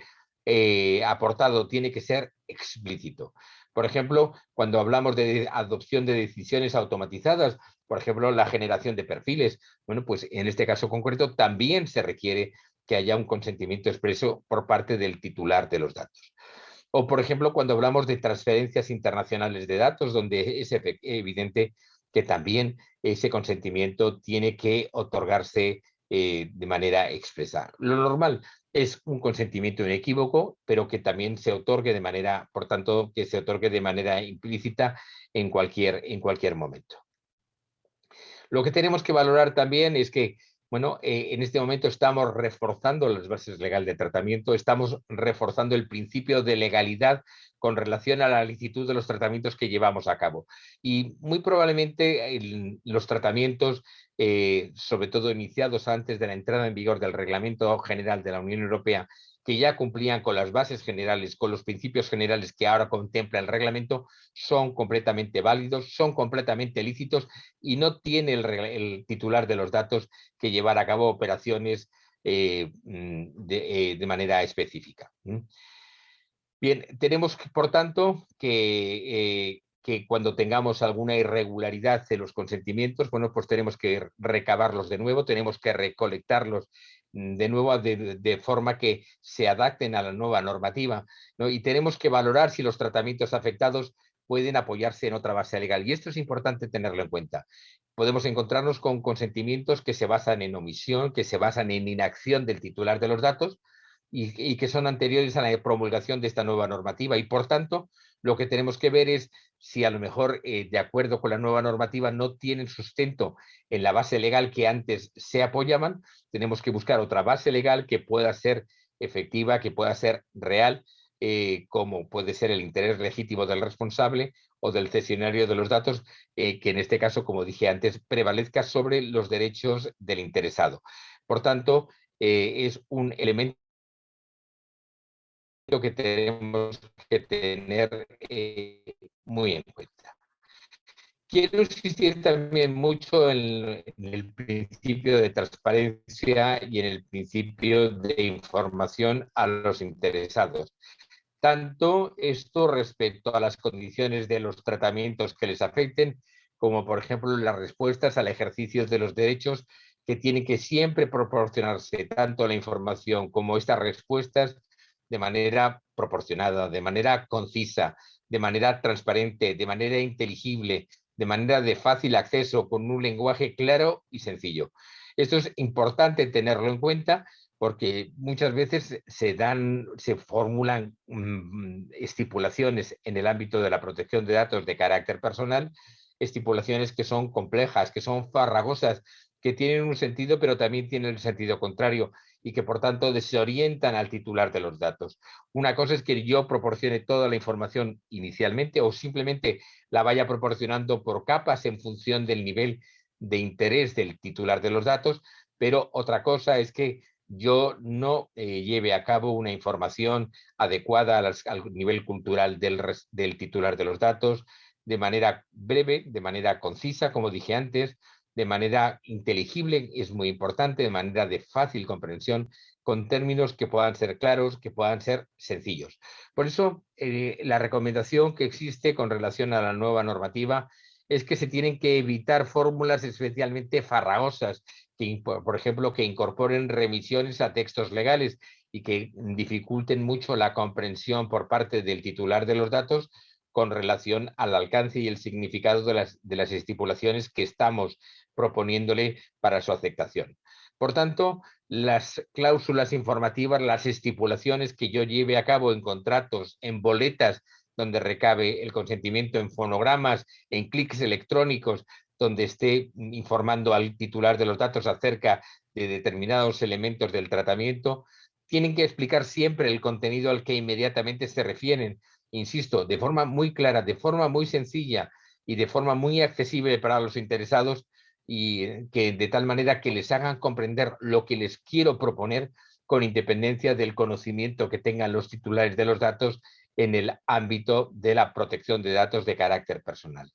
Por tanto, se establece una lista exhaustiva de la información que el responsable del tratamiento debe proporcionar a los interesados y que parte, pues, evidentemente, de la base jurídica del tratamiento a la que yo me he referido anteriormente, la intención de realizar transferencias internacionales de datos, si tengo delegado de protección de datos, los datos de comunicación con el mismo a los efectos de poder interaccionar con él, si quiero llevar a cabo perfiles de carácter personal, pues evidentemente ponerlo de manifiesto, y bueno, y un conjunto de circunstancias a las que ya me referí anteriormente. Esta información siempre tiene que facilitarse por escrito, incluso utilizando los medios electrónicos cuando sea apropiado para ello, de tal manera que el titular de los datos siempre tenga una constancia fehaciente de las circunstancias concretas, de los elementos determinados en los cuales se va a llevar ese tratamiento de datos de carácter personal. Tenemos que hablar también de los derechos, y son muchos los derechos que en este momento se recogen dentro del ámbito de la protección de datos de carácter personal con relación a los titulares de los datos. Se refuerza este empoderamiento a través del reconocimiento de los derechos que tiene atribuido el titular de los datos. Y podemos hablar de una fórmula tradicional que se venía denominando en la anterior normativa como derechos arco, y que hacían referencia al derecho de acceso, el derecho que me permite a mí saber exactamente qué datos y en qué condiciones están tratando mis datos de carácter personal por parte de un responsable del tratamiento. Podemos hablar también de los derechos de rectificación, en el sentido de que cualquier dato de carácter personal que se haya quedado obsoleto, que haya sido mal transcrito o que cualquier circunstancia no se corresponda en este momento con su realidad actual, puede ser rectificado. Podemos hablar del derecho de supresión, del derecho de cancelación de datos. El derecho de cancelación era la terminología antigua que se utilizaba con relación a la supresión de los datos de carácter personal. En este momento se denomina derecho de supresión y se vincula también con el derecho al olvido de los buscadores de Internet. Y por eso estamos hablando también de un cuarto derecho, que es el derecho de oposición. Cuando se hacen tratamientos automatizados de datos donde se establecen perfiles, yo tengo derecho formalmente a oponerme con relación a que esos perfiles, esos dibujos de mi personalidad llevado a través de datos de carácter personal se puedan en un determinado cancelar. Estos derechos ARCO hoy en día se complementan con otros derechos, por ejemplo, el derecho a la portabilidad, que es un derecho muy significado en el sentido de que si yo quiero cambiar de responsable del tratamiento de uno a otro responsable del tratamiento, puedo llevarlo a cabo en las condiciones marcadas por la ley, o el derecho a la limitación del tratamiento, y es donde yo solicite que determinados datos de carácter personal no se borren por estar afectos a otra finalidad y, por tanto, por ejemplo, imaginemos que yo quiero iniciar acciones judiciales contra el responsable del tratamiento, le puedo pedir expresamente a través de un derecho de limitación del tratamiento que ese derecho no se borre de manera efectiva. Yo creo que también es muy importante que el responsable del tratamiento valore la posibilidad de llevar a cabo, bueno, pues una normativa interna, una normativa que se corresponda con la normativa sobre privacidad acerca de las condiciones y los requisitos generales que tiene el titular de los datos para poder ejercitar los derechos reconocidos en la ley. Aquí estamos también ante una política que puede ser una política vinculada al compliance, donde se regula el modo y la forma en el cual el titular de los datos puede ejercer sus datos de carácter personal. Y en este caso lo que tenemos que valorar es que con carácter general los responsables tienen que facilitar a los interesados el ejercicio de sus derechos. Tiene que haber una posición proactiva del responsable en favor del titular, posibilitando que efectivamente el titular de los datos pueda ejercer los derechos reconocidos por la legislación vigente frente al responsable del tratamiento. Veremos que también hay alguna excepción con relación al encargado, pero lo normal es que el ejercicio de los derechos siempre se proyecte contra el responsable del tratamiento. Además, los responsables de facilitar este ejercicio de los derechos reconocidos en la legislación al titular de los datos también tiene que establecer los procedimientos y las formas para que el ejercicio de estos derechos sea posible, sea verdaderamente un elemento al alcance del titular de los datos. Por ello, los procedimientos y las formas se determina básicamente que tienen que ser visibles, tienen que ser accesibles y desde luego tienen que ser siempre procedimientos de carácter sencillo, de tal manera que no hagamos procedimientos especialmente, como decía antes, farragosos, complicados, difíciles, donde el titular de los datos no pueda llevarlos a cabo. Por tanto, un planteamiento vinculado a todo ello, tal como señalé, es que la información se facilite de manera constante, de manera fehaciente, de manera por medios electrónicos. Esto es importante porque lo que ha cambiado de la nueva normativa a la anterior es que en este momento le tenemos que dar copia de todos los datos personales que tengamos al titular de los datos. También es verdad que esto lleva consigo, por ejemplo, un factor de especificación por parte del titular de los datos que tiene que concretar sobre qué datos está ejerciendo el derecho de acceso o, por ejemplo, el derecho de cancelación o supresión. Tenemos que tener en cuenta que siempre el ejercicio de los derechos en el ámbito de la protección de datos tiene que ser gratuito para el interesado, pero también hay excepciones. Por ejemplo, yo creo que un elemento muy claro es aquellos casos en los cuales se formulan solicitudes manifiestamente infundadas, manifiestamente excesivas, por ejemplo, por especialmente repetitivas. El responsable puede cobrar un canon que compense los costes administrativos de atender la petición o a negarse a actuar. Pensemos, por ejemplo, que hay una persona ejercita el derecho de acceso todas las semanas. Bueno, pues evidentemente el primer canon no va a existir, pero a partir de esa reiteración infundada, excesiva, abusiva del derecho de acceso, bueno, pues el titular de los datos está facultado, por ejemplo, para cobrar un canon a la persona que esté ejerciendo en estas condiciones el ejercicio de sus derechos vinculados con la protección de datos, ¿no? Desde luego, lo que tenemos que valorar es que este canon no podrá implicar un ingreso adicional para el responsable, sino que deberá corresponderse de manera efectiva con el verdadero coste de la tramitación de la solicitud. Esto no puede suponer, por tanto, un enriquecimiento para el titular de los datos, sino única y exclusivamente que este canon cubra los costes reales de proporcionar al titular de los datos, bueno, pues los datos, el ejercicio de los datos solicitados. También, como hablamos de obligaciones, yo creo que es muy importante que reconduzcamos el ejercicio de los datos de carácter personal a los medios electrónicos y, por tanto, el titular, el responsable de los datos, de los tratamientos, tiene que articular procedimientos que permitan fácilmente ejercitar a los interesados, acreditar que han ejercido sus derechos por medios electrónicos, ¿no? El responsable tiene que demostrar, por ejemplo, el carácter infundado o excesivo de las solicitudes que tengan un coste para el interesado, para el titular de los datos. Y, por tanto, el responsable también tiene la obligación de informar al interesado sobre las actuaciones derivadas de su petición en el plazo máximo de un mes. Lo que se quiere es que haya un tiempo de sobra precisamente para que el responsable pueda recabar toda la información de todos los datos que está llevando a cabo en sus tratamientos, y al mismo tiempo que no sea un plazo excesivo, de tal manera que causemos indefensión al titular de los datos. El plazo se establece inicialmente en un mes, pero puede extenderse a un plazo de 2 meses cuando se trate de solicitudes especialmente complejas, donde el responsable del tratamiento viene obligado a notificar esta ampliación dentro del primer mes al titular de los datos. ¿Qué puede ocurrir? Que a veces los tratamientos llevados a cabo por parte del responsable del tratamiento sean muy numerosos, sean excesivos, y por tanto es importante que estos tratamientos en alguna manera se tengan el tiempo suficiente para ser contestados. Lo normal es un mes, pero si hay una circunstancia especial puede ser un plazo de 2 meses, pero siempre con la obligación del responsable de poder llevar a cabo la respuesta en este plazo.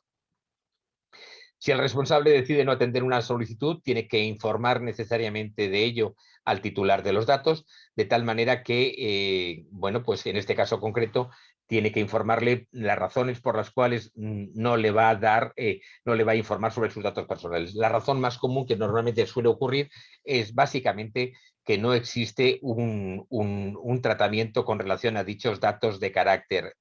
personal.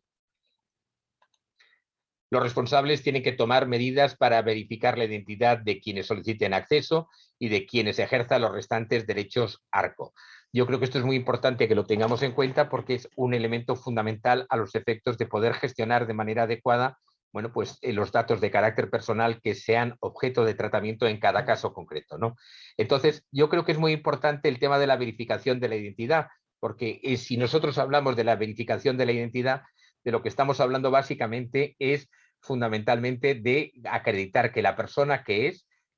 o que dice ser que es realmente. Aquí tenemos que tener en cuenta una cuestión que es sumamente importante, que es sumamente trascendente, que es en esa verificación de identidad tenemos que distinguir entre 2 aspectos que son muy determinantes. Uno de ellos es la identificación y otro elemento distinto, completamente diferente, es la autenticación. Cuando hablamos de identificación, significa que una persona comparece delante de un responsable del tratamiento diciendo que es quien dice ser que es, pero al mismo tiempo tenemos que autenticar la identidad de la persona que está ejerciendo ese derecho. Normalmente para ello se está exigiendo siempre la existencia, la aportación de una copia de un documento oficial de identidad donde se acredite inexorablemente, indubitativamente la identidad de esa persona. ¿Qué puede ocurrir? Que una persona dice que es tiene una determinada identidad y esto no es verdad, hay una suplantación de identidad de esta persona. Por eso es muy importante que verifiquemos siempre la identidad en el ejercicio de los derechos a los efectos de garantizar de manera adecuada que no existe una suplantación y que no estamos llevando nosotros a cabo de manera inocente una cesión de esa información mediante la comunicación de una información de una persona a otra completamente diferente. También tenemos que tener en cuenta que puede ocurrir que el responsable que trate una gran cantidad de información sobre un interesado pueda pedir a este que especifique la información a que se refiere su solicitud de acceso. Imaginemos, por ejemplo, la existencia de un locutor de televisión que en un determinado momento tiene un problema con la cadena y que quiere ejercer un derecho de acceso con relación a todos y cada uno de los programas que ha intervenido. A lo mejor esa relación se ha proyectado por un tiempo de 10 años. Y el planteamiento que hay es que es grandísima la cantidad de información, la cantidad de imágenes, la cantidad de voces de este interlocutor que imposibilitan al responsable del tratamiento acceder, si no tiene una guía, si no tiene un camino concreto por parte del titular de los datos, acerca de qué datos de carácter personal ha podido acceder. Por ello, entonces, en este caso concreto, se le tiene que proporcionar esa información. Hay un caso muy singular con relación al ejercicio de los derechos, que es cuando el ejercicio de los derechos se lleva a cabo ante un encargado de tratamiento. El encargado de tratamiento tiene los datos de carácter personal precisamente como consecuencia del encargo, del mandato que el responsable del tratamiento le ha efectuado, le ha llevado a cabo. ¿Qué ocurre? Que claro, aquí hay que dilucidar quién va a responder efectivamente al titular de los datos, si el responsable del tratamiento o el encargado del mismo. Entonces, en este caso concreto, se puede pactar contractualmente que sea el encargado quien responda a los derechos ARCO, o por el contrario, lo que se puede determinar es que cada vez que el encargado reciba una petición de ejercicio de datos de carácter personal, sea el responsable el que asuma dicha responsabilidad y, por tanto, ejercite dichos derechos. Por tanto, tenemos que valorar que el responsable, en todo caso, puede contar con la colaboración de los encargados para atender al ejercicio de los derechos de los ciudadanos, pudiendo incluir en esta colaboración en el contrato de encargo de tratamiento. Bien, analizando pormenorizadamente los derechos contenidos en la legislación en materia de protección de datos de carácter personal, tenemos que hablar del derecho de acceso. Es el derecho probablemente principal y desde luego es el derecho principal desde el punto de vista estadístico, en el sentido de que es el derecho más ejercitado de todos los que componen los derechos en materia de privacidad. Tenemos que tener en cuenta que la normativa antigua debían facilitarse todos los datos de base del afectado, pero no copias o o documentos en concreto. Había una excepción muy clara, que son los casos relativos a la historia clínica. Bueno, con la nueva normativa se reconoce el derecho a obtener una copia de los datos personales objeto del tratamiento, con lo cual vemos cómo este derecho ha crecido en su ámbito de actuación, puesto que antes no se podía obtener copias o documentos, y en este momento lo que se determina es que el titular de los datos tiene derecho a tener copia de todos los documentos donde consten datos de carácter personal suyo. Por tanto, los responsables podrán atender a este derecho facilitando el acceso remoto a un sistema seguro que ofrezca al interesado, como decía antes, un acceso directo a los datos de carácter personal. Otro derecho también sumamente novedoso es el derecho al olvido. Este derecho no está considerado como un derecho autónomo o diferenciado de los claros derechos ARCO, sino que es la consecuencia de la aplicación del derecho a la supresión de los datos de carácter personal. Insisto que el derecho a la supresión hoy en día es el sustituto del derecho a la cancelación, que es el derecho a eliminar datos de carácter personal. Por tanto, se puede decir que el derecho al olvido es una manifestación de los derechos de cancelación e incluso del derecho de oposición en el entorno online, según la jurisprudencia muy conocida del Tribunal de Justicia de la Unión Europea, dictada en el caso Google Spain and Google Inc.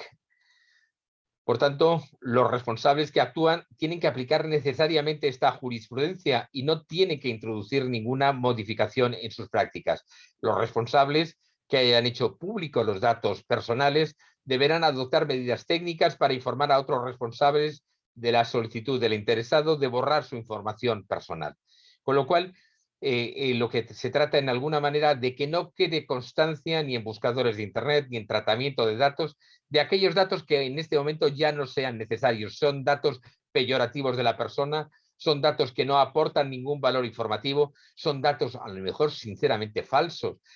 con relación a esta persona, pero que no hacen más que distorsionar elementos de la personalidad con relación al mismo. Tenemos que hablar también del derecho a la limitación del tratamiento, que supone a que a petición del interesado no se aplicarán a sus datos personales las operaciones de tratamiento que en cada caso corresponderían. Y esto se puede solicitar efectivamente cuando el interesado ha ejercido los derechos de rectificación o oposición y el responsable está en proceso de determinar si procede o no procede atender dicha solicitud, por ejemplo, o si el tratamiento es ilícito, lo que determinaría el borrado de los datos, pero el interesado en este caso concreto se pone específicamente a ello. O, por ejemplo, cuando los datos ya no son necesarios para el tratamiento, que también determinaría su borrado, pero el interesado solicita la limitación porque los necesita para la formulación del ejercicio o la defensa ante cualquier clase de reclamación. Como consecuencia de ello, en el tiempo que dure esta limitación, el responsable solo puede tratar los datos afectados más allá de su conservación, por ejemplo, con el consentimiento del interesado, para la formulación del ejercicio o la defensa de cualquier tipo de reclamación, para proteger los derechos de otra persona física o jurídica, o simplemente por razones de interés público importante de la Unión o del Estado miembro correspondiente.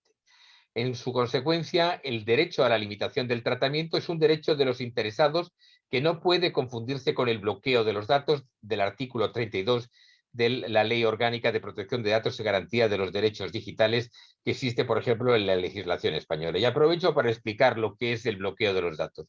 Cuando un tratamiento de datos de carácter personal ha cumplido su finalidad, ha cumplido su objetivo, esos datos ya no pueden ser objeto de tratamiento y por tanto se determina la posibilidad de no proceder a su borrado, sino proceder a otra figura alternativa que se llama la figura del bloqueo. Esos bloqueos implican que hay datos que tienen que estar única y exclusivamente supeditados a los requerimientos que hagan las autoridades judiciales, a los requerimientos que hagan las autoridades administrativas, o simplemente el ejercicio del derecho a la defensa, por ejemplo, ante cualquier reclamación judicial que pueda efectuar un titular de los datos. En este caso concreto, el tiempo que tiene que pasar los datos en situación de bloqueo, que insisto, no pueden ser en ese momento objeto de tratamiento, depende fundamentalmente de varios criterios. Podemos utilizar el criterio de la prescripción de las responsabilidades derivadas del propio tratamiento. Entonces, en ese caso, tendríamos que buscar el tiempo de prescripción de las sanciones administrativas vinculadas a la protección de datos, que el plazo máximo son 3 años, o podríamos utilizar, por ejemplo, también el criterio de la prescripción de las acciones derivadas del negocio jurídico subyacente, del negocio jurídico perdón, donde se han obtenido los datos de carácter personal que son objeto de tratamiento. En tal caso, de lo que estamos hablando es que este tiempo de bloqueo tiene que permitir que el responsable del tratamiento posea los datos en situación de bloqueo el tiempo suficiente para defenderse ante cualquier tipo de reclamación administrativa o judicial. Una vez que ese tiempo ha transcurrido y, por tanto, ha prescrito cualquier tipo de acción vinculada al negocio jurídico derivado de esos datos, lo procedente en tal caso sería proceder directamente al borrado físico de la información. Y cuando hablamos de borrado físico, hablamos de borrado físico consistente en la destrucción de esos datos, de tal manera que esos datos no se puedan llegar a recuperar. En este caso estaríamos hablando de la necesidad de tener un protocolo de borrado seguro de la información que garantice que efectivamente esos datos son borrados de manera definitiva, de manera para siempre, y que con ello no se vea conculcado ningún derecho del titular de los datos. Bien, a este derecho se le aplican evidentemente los mismos plazos y los mismos procedimientos que se encuentran vinculados a la normativa en materia de protección de datos de carácter personal. Como consecuencia de esta regulación, pues lo que se impide en la práctica habitual es borrar los datos cuando se ejercitan otros derechos, como el derecho de acceso, ya que impediría el ejercicio al derecho a la limitación del tratamiento. Tenemos que hablar también, como antes refería, al derecho a la portabilidad. El derecho a la portabilidad de los datos constituye una forma avanzada del derecho al acceso, por el cual la copia que se proporciona al interesado debe ofrecerse en un formato que tiene que ser necesariamente estructurado, de uso común y de lectura mecánica. Este derecho solamente puede ejercerse cuando el tratamiento se efectúe por medios automatizados, cuando el tratamiento se basa en el consentimiento o en un contrato suscrito con el titular de los datos, o cuando el interesado lo haya solicitado respecto a los datos que haya proporcionado al responsable y que le conciernan, incluidos los datos derivados de la propia actividad del interesado. El derecho a la portabilidad implica que los datos personales del interesado se transmiten directamente de un responsable a otro, sin necesidad de que sean transmitidos previamente al propio interesado, siempre que ello no sea técnicamente posible. Y por tanto, este derecho no va a ser aplicable a los datos de terceras personas que un interesado haya facilitado a un responsable, en el caso de que el interesado haya solicitado la portabilidad de datos que le incumban, pero que no hayan sido proporcionados al responsable por terceros. Bueno, con todo esto hemos dado un repaso a una parte general, a una parte introductoria de la protección de datos, pero que es sumamente interesante, que es sumamente importante de cara a los tratamientos de datos de carácter personal. Vemos fundamentalmente, como resumen un poco de esta intervención, donde se ha potenciado en suma la confianza y la transparencia, donde hemos reforzado el empoderamiento que estamos haciendo al titular de los datos, donde estamos implicando efectivamente al responsable del tratamiento en tener una mentalidad proactiva en el tratamiento de datos de carácter personal, donde se cumpla la legalidad vigente, donde se respeten los derechos y las libertades fundamentales que pueden afectar a estos tratamientos a los titulares de los datos y al mismo tiempo que podamos acreditar de manera fehaciente todas las decisiones y todos los tratamientos que hayamos llevado a cabo. También es importante tener en cuenta estas garantías que se establecen con relación al principio de la evaluación del riesgo, en el sentido de que este riesgo evidentemente siempre tiene que garantizar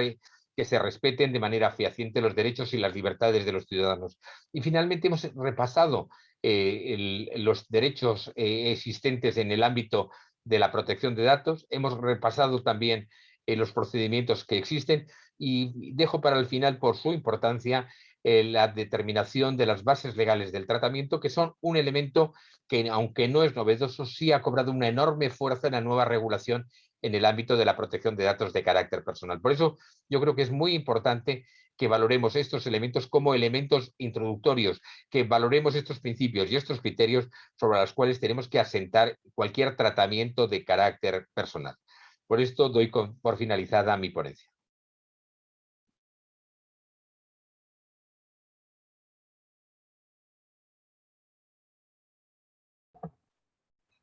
Bueno, pues muchísimas gracias. En el marco de la Semana Internacional de Protección de Datos Personales, que se está celebrando concretamente en nuestro país, durante esta semana, pues creo que ha venido muy a cuento. Desgraciadamente los cambios horarios no nos han permitido tener en vivo al profesor Pujol, pero como les ponía yo en el chat, la próxima sesión, el jueves, con una perspectiva práctica, la doctora Maqueo, que fue presidenta del Consejo Ciudadano del Instituto Nacional de Acceso a la Información y que es la directora de la División de Estudios Jurídicos del CIDE, del Centro de Investigación y Docencia Económicas, la prestigiada Casa de Estudios y Centro Público de Investigación en nuestro país, va a procurar, ha tomado nota de los planteamientos del doctor Pujol y va a procurar mediante una perspectiva práctica centrada en los problemas que en nuestro país, tanto el acceso como la rectificación y la cancelación y la protección en general de datos personales ha planteado en los últimos años, pues va a procurar responder todas sus preguntas. Ojalá que puedan ustedes tenerlas por escrito para planteárselas a la profesora el jueves, igual a las 5 de la tarde. De nueva cuenta, queremos agradecer mucho las becas que se concedieron a estudiantes de licenciatura y de posgrado por parte de la Fundación Aguirre Azuela Chávez Jáuregui Pro Derechos Humanos, tanto a los estudiantes de la Universidad La Salle Morelia como de la Universidad de Quintana Roo, de la Universidad de Anáhuac de Cancún, Quintana Roo, de la Escuela Libre de Derecho de la Ciudad de México, y del Instituto de Formación Electoral del Estado de México. Por supuesto, un gran agradecimiento a las y los servidores públicos del Poder Judicial de la Federación y de los estados que han estado con nosotros en un tema, insisto, de la mayor importancia y en el marco de esta Semana Internacional de Protección de Datos Personales. Entonces, pues nos veremos el jueves con un enorme agradecimiento a Albert Ferré, allá en Barcelona, por haber conseguido esta ponencia de excepción y, por supuesto, al ingeniero Rafael Barba de la propia fundación, que nos ha hecho favor de resolver los problemas técnicos que había por una falla de la electricidad y bueno, pues de plantear esta ponencia en el Zoom que ha salido